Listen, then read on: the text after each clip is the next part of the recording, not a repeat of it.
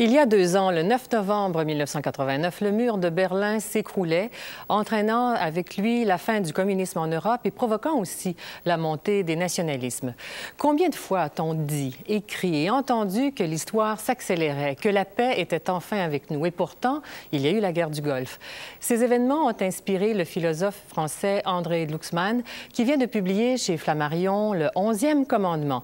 Le 11e commandement, c'est « Rien de ce qui est inhumain ne nous est étranger » et je l'ai rencontré à Paris. André Glucksmann, bonjour. Bonjour. J'ai le goût de vous demander, puisqu'on parle de l'Europe beaucoup ces jours-ci, ces mois-ci, où étiez-vous le 9 novembre 89? Le 9 novembre, j'étais à Paris, mais le 10, j'étais à Berlin.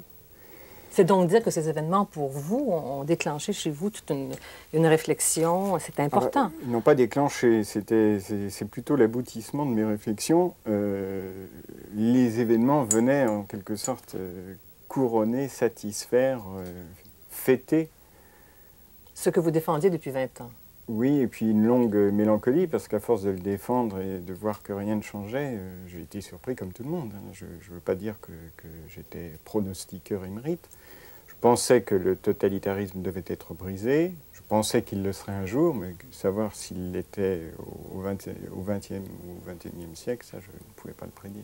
Et avec la chute du mur de Berlin, l'effondrement du système communiste dans son ensemble, on nous sert...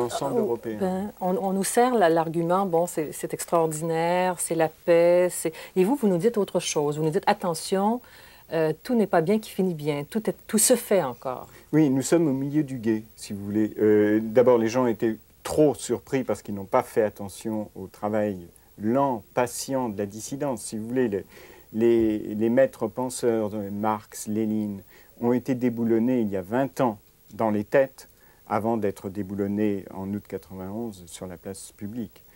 Donc il y avait un grand travail déjà de fait. Mais il y a encore un travail beaucoup plus énorme à faire, une révolution, une vraie révolution, une très grande révolution. Dans quel sens? Mais vous savez, une révolution, c'est d'abord un changement fondamental du régime politique. Ça, on y est, c'est fini, le monoparti, c'est fini, l'ex-Union soviétique. Par contre, une révolution, ce n'est pas seulement ça, c'est aussi un changement du régime économique. Donc l'installation de la propriété privée en ex-Union soviétique. On n'y est pas encore. Et d'autre part, plus profondément, une révolution, c'est un changement moral, c'est un changement des mœurs, c'est un changement des habitudes, c'est un changement de l'âme du citoyen. Et ça dure plusieurs générations. Donc je crois qu'on est au milieu du gué, on en a encore au moins pour 2 générations. Au bout de 2 générations, si nous faisons preuve de courage et de générosité, l'Europe pourra être pacifique et démocratique, toute l'Europe. Et ça sera la première fois depuis... Enfin, c'est le rêve de l'Europe des Lumières. Vous réagissez aussi au discours des politiques, notamment M. Bush, quand on dit il y a un nouvel ordre mondial, l'histoire s'est accélérée, quand on nous fait un discours de la paix. Mais après Berlin, il y a quand même eu la guerre du Golfe, donc... Oui, si vous voulez, moi j'ai été tout à fait partisan de la guerre du Golfe, parce que je crois qu'il faut remettre à la raison les risque tout d'une nouvelle guerre mondiale. Mais ça veut dire qu'il y a un risque de nouvelle guerre mondiale. Il y a des allumettes nucléaires qui circulent un peu partout. Et bientôt, en l'an 2050, on fera des fusées Scud dans les arrière-cuisines. La technique va son train. Deuxièmement, il y a des conflits idéologiques qui ne sont plus le communisme, mais mourir pour Jérusalem, il y a encore des milliards de gens qui sont capables de le faire. Donc il y a des intégrismes, l'intégrisme musulman, mais pas seulement, des intégrismes nationaux. Qui ont plusieurs faces, donc. Et qui sont extrêmement dangereux. Mais quand on nous parle de paix, donc, est-ce que vous allez jusqu'à dire qu'on nous parle d'utopie? Quand vous faites, vous, le bilan de ce 20e siècle, 100 millions de morts, la paix s'inscrit plutôt comme... une forme d'intermède entre les guerres. Oui, et puis surtout, ce qu'il y a de dangereux, c'est qu'on a toujours fait la guerre au nom de la paix. Et c'était pour avoir la paix quasiment éternelle, définitive, qu'on a fait les guerres les plus sauvages, les plus dangereuses. La guerre de 14, c'est une guerre entre d'autres au départ, et il y en a eu beaucoup en Europe. Mais on l'a poursuivie jusqu'au bout pour faire la der des der, donc pour faire la paix. Et ça correspond exactement à ce que dit Solzhenitsyn au sujet des révolutions. On fait le mal au nom du bien. Donc cette idée de paix éternelle me paraît extrêmement inquiétante. Si vous voulez, c'est parce qu'on a pensé uniquement à régler définitivement le sort de Jérusalem qu'on a oublié les Kurdes au passage et qu'il y a eu un exode de 3 millions d'individus. Enfin, c'était quand même très horrible. Mais je voudrais vous ramener à cette idée de la guerre de 1914, dont vous parlez dans le 11e commandement comme de l'Apocalypse, un événement majeur en début de siècle. Et vous dites en même temps, j'étais partisan de la guerre du Golfe parce qu'il fallait arrêter ce dictateur fou. Comment concilier ça? Eh bien, je crois qu'il ne faut pas se faire des illusions.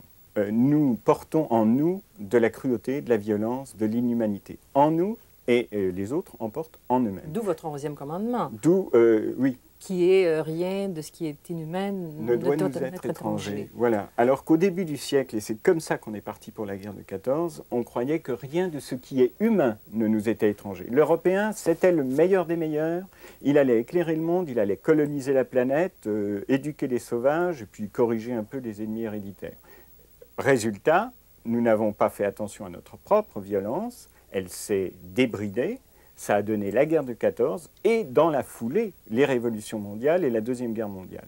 Donc, à ce moment-là, on s'est aperçu que l'homme était un drôle d'animal, beaucoup plus compliqué qu'il ne le pensait, beaucoup plus compliqué que ne le pensaient les béats des catéchismes laïques et confessionnels, d'ailleurs, du début du siècle, et qu'il fallait faire extrêmement attention à notre violence. Vous allez même jusqu'à dire qu'il y a en chacun de nous une partie de nous en fait qui est Hitler, qui ressemble à Hitler. Et ça, c'est provoquant, ça. Ben oui, c'est provoquant, mais je crois qu'il faut vraiment s'interroger en nous-mêmes, sur notre propre capacité d'hitlériser ou de staliniser.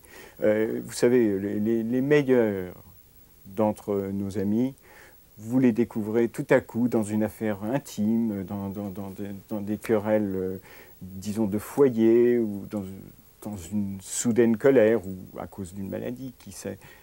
Vous les découvrez un petit Staline, tout à coup. Donc, il faut faire très attention.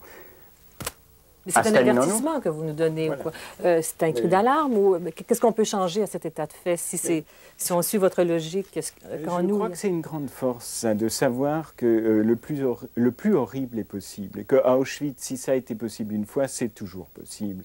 Et la preuve, c'est le Cambodge. C'est une très grande force parce que si vous réfléchissez, pourquoi les Européens aujourd'hui sont plus démocrates qu'hier?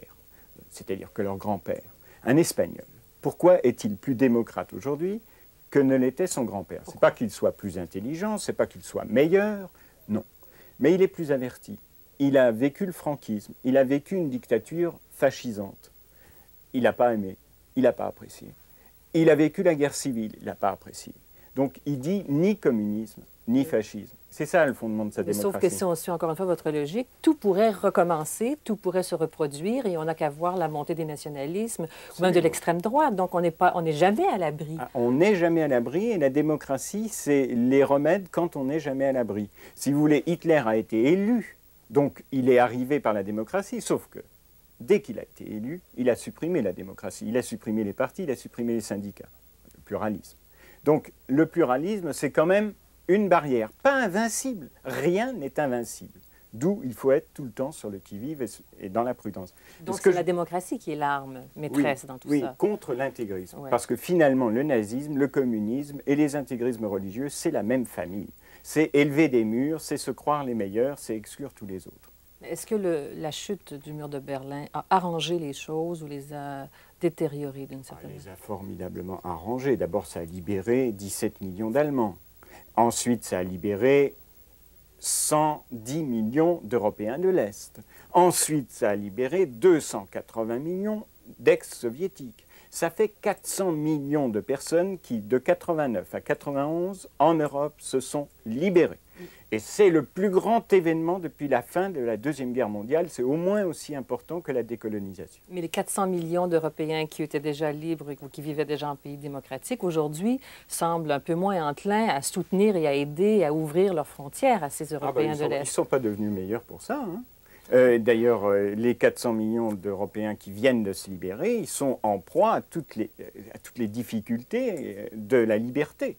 Rappelez-vous les films que vous avez vus sur l'Europe après 1945, l'Europe occidentale.